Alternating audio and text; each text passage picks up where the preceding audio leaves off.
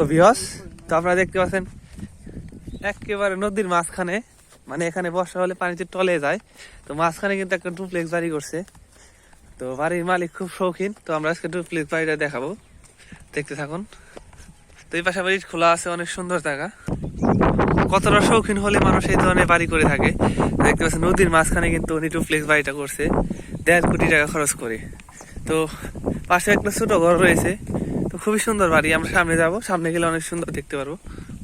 দেখতে পাচ্ছেন ডুপ্লেক্স বাড়ির সামনের একটা ভিউ দেখতে পাচ্ছেন। এখানে বাগান বাড়ি করা হয়েছে, এখানে বাগানও আছে দেখতে পাচ্ছেন, খুবই সুন্দর ফুলের বাগান।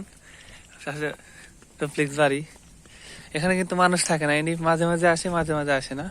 খুবই শৌখিন লোক,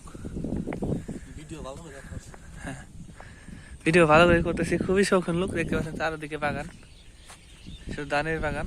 তো এগুলো কিন্তু উনি করে থাকে। খুবই সুন্দর ডুপ্লেক্স বাড়ি। তো উনি ওনার ধান ক্ষেত দেখাশোনার জন্য কিন্তু এই বাড়িটা করে থাকে, অনেক সুন্দর হয়েছে। ডুপ্লেক্স বাড়ি, 1.5 কোটি টাকার বাড়ি, শখের বাড়ি। এখানে বাগান করা হয়েছে।